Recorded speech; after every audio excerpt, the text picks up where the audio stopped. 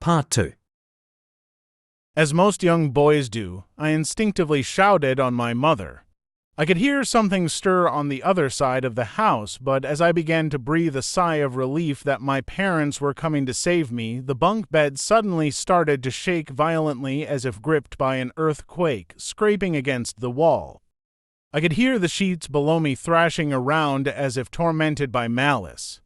I did not want to jump down to safety as I feared the thing in the bottom bunk would reach out and grab me, pulling me into the darkness, so I stayed there, white knuckles clenching my own blanket like a shroud of protection. The wait seemed like an eternity. The door finally and thankfully burst open, and I lay bathed in light while the bottom bunk, the resting place of my unwanted visitor, lay empty and peaceful. I cried and my mother consoled me. Tears of fear, followed by relief, streamed down my face. Yet, through all of the horror and relief, I did not tell her why I was so upset. I cannot explain it, but it was as though whatever had been in that bunk would return if I even so much as spoke of it or uttered a single syllable of its existence. Whether that was the truth, I do not know, but as a child I felt as if that unseen menace remained close, listening. My mother lay in the empty bunk, promising to stay there until morning. Eventually my anxiety diminished, tiredness pushed me back towards sleep, but I remained restless, waking several times momentarily to the sound of rustling bedsheets. I remember the next day wanting to go anywhere, be anywhere but in that narrow, suffocating room. It was a Saturday and I played outside, quite happily with my friends. Although our house was not large, we were lucky to have a long, sloping garden in the back. We played there often, as much of it was overgrown and we could hide in the bushes, climb in the huge sycamore tree which towered above all else, and easily imagine ourselves in the throes of a grand adventure in some untamed exotic land. As fun as it all was, occasionally my eye would turn to that small window, ordinary, slight, and innocuous. But for me, that thin boundary was a looking glass into a strange, cold pocket of dread. Outside, the lush green surroundings of our garden filled with the smiling faces of my friends could not extinguish the creeping feeling clawing its way up my spine, each hair standing on end. The feeling of something in that room, watching me play, waiting for the night when I would be alone, eagerly filled with hate. It may sound strange to you, but by the time my parents ushered me back into that room for the night, I said nothing. I didn't protest, I didn't even make an excuse as to why I couldn't sleep there. I simply and sullenly walked into that room, climbed the few steps into the top bunk, and then waited. As an adult, I would be telling everyone about my experience, but even at that age, I felt almost silly to be talking about something which I really had no evidence for. I would be lying, however, if I said this was my primary reason. I still felt that this thing would be enraged if I so much as spoke of it. It's funny how certain words can remain hidden from your mind, no matter how blatant or obvious they are. One word came to me that second night, lying there in the darkness alone, frightened, aware of a rotten change in the atmosphere. A thickening of the air as if something had displaced it. As I heard the first casual twists of the bedsheets below, the first anxious increase of my heartbeat at the realization that something was once again in the bottom bunk. That word, a word which had been sent into exile, filtered up through my consciousness, breaking free of all repression, gasping for air, screaming, etching, and carving itself into my mind. Ghost. As this thought came to me, I noticed that my unwelcome visitor had ceased moving. The bedsheets lay calm and dormant, but they had been replaced by something far more hideous. A slow, rhythmic, rasping breath heaved and escaped from the thing below. I could imagine its chest rising and falling with each sordid, wheezing, and garbled breath.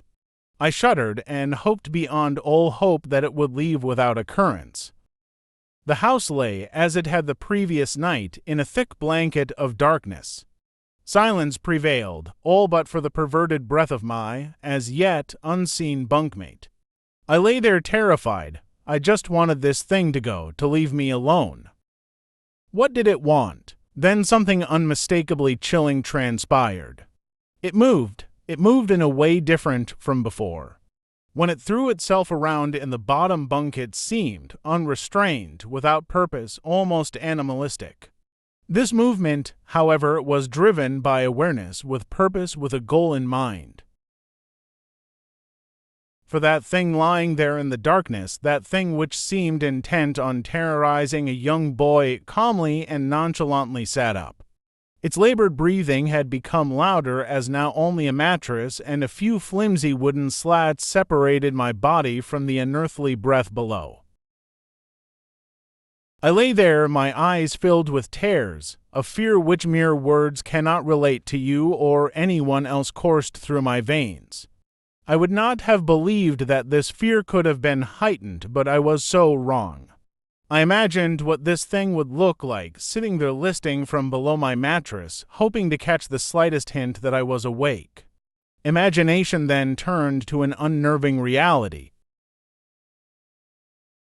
It began to touch the wooden slats which my mattress sat on. It seemed to caress them carefully, running what I imagined to be fingers and hands across the surface of the wood. Then, with great force, it prodded angrily between two slats into the mattress. Even through the padding, it felt as though someone had viciously stuck their fingers into my side.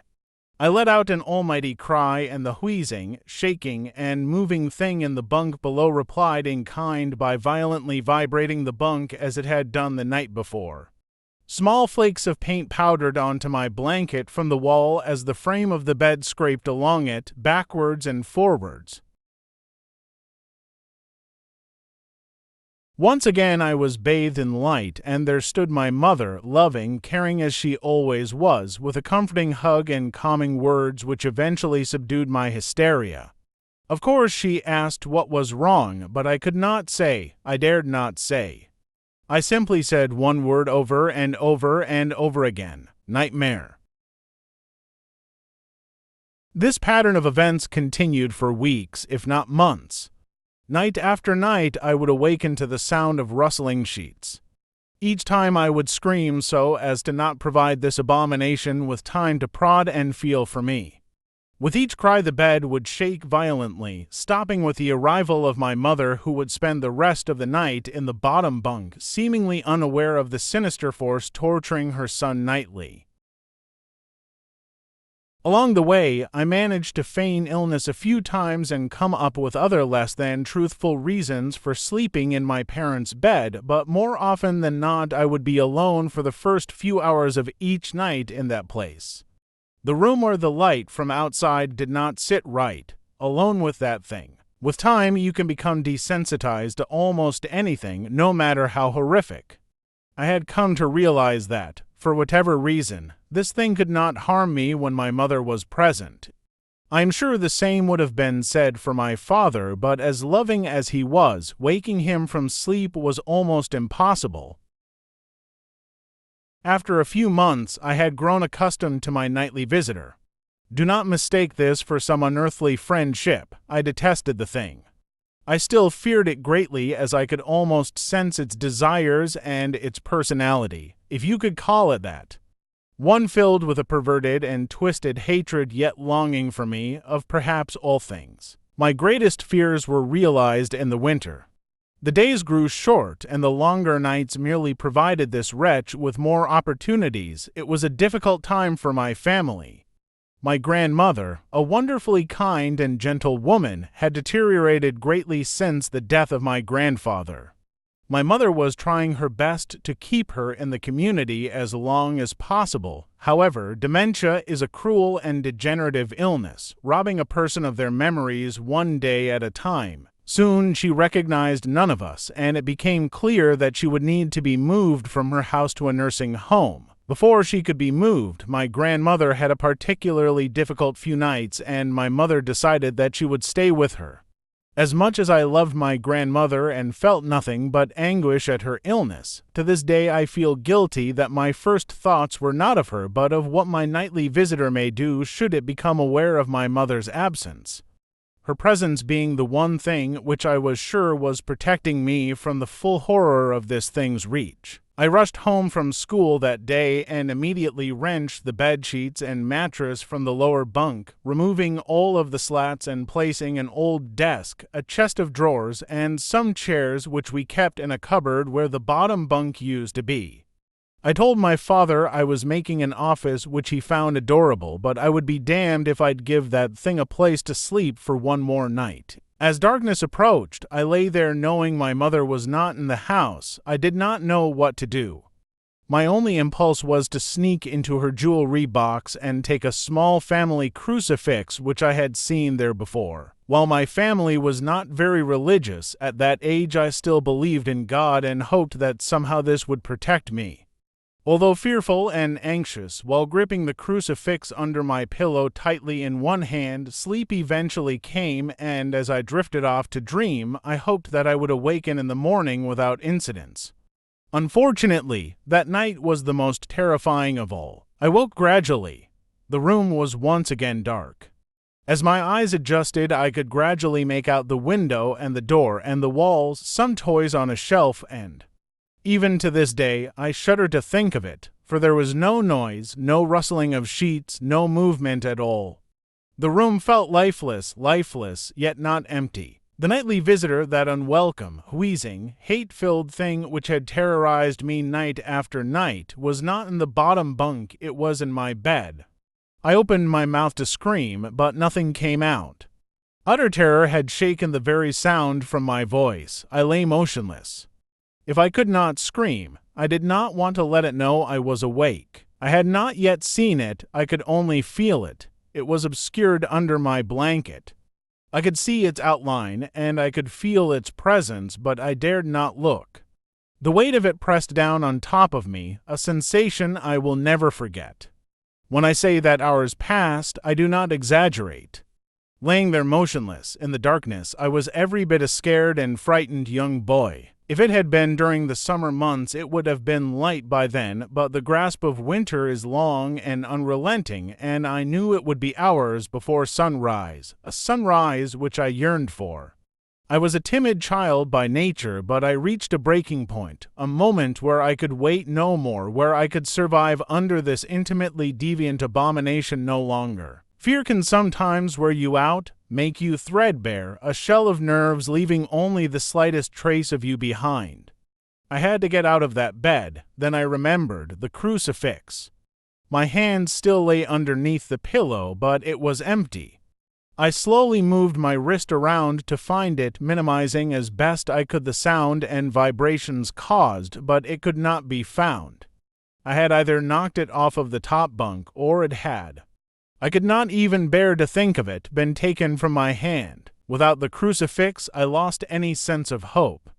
Even at such a young age, you can be acutely aware of what death is and intensely frightened of it.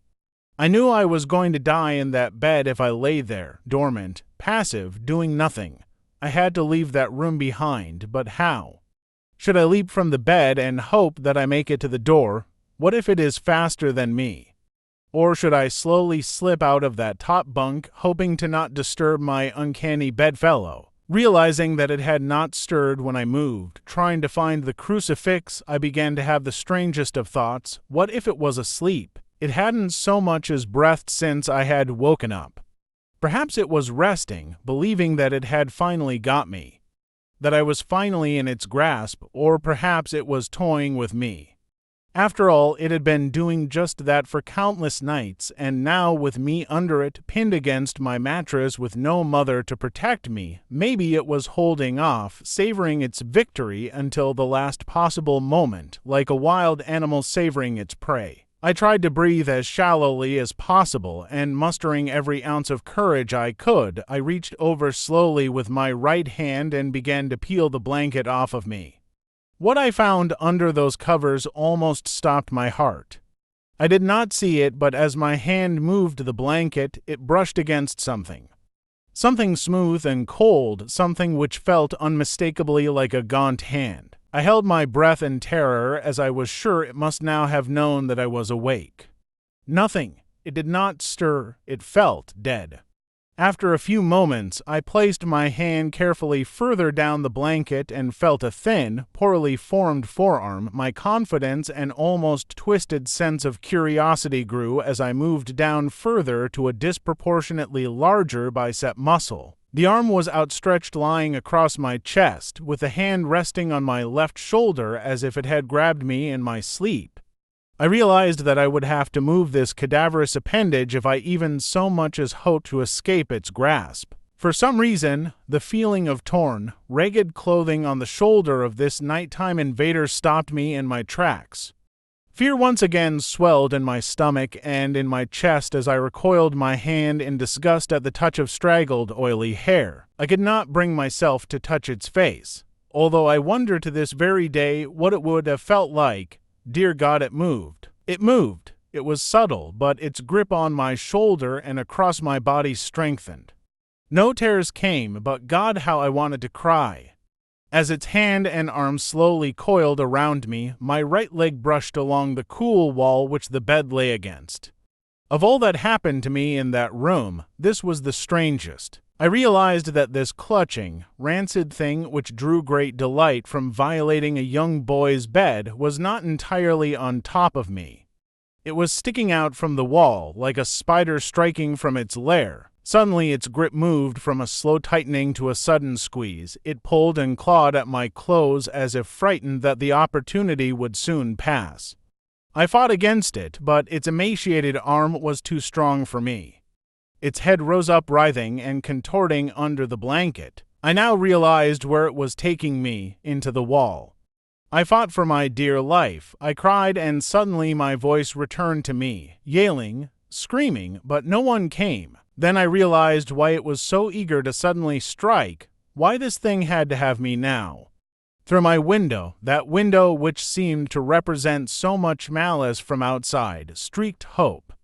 The first rays of sunshine. I struggled further, knowing that if I could just hold on, it would soon be gone. As I fought for my life, the unearthly parasite shifted, slowly pulling itself up my chest, its head now poking out from under the blanket, wheezing, coughing, rasping.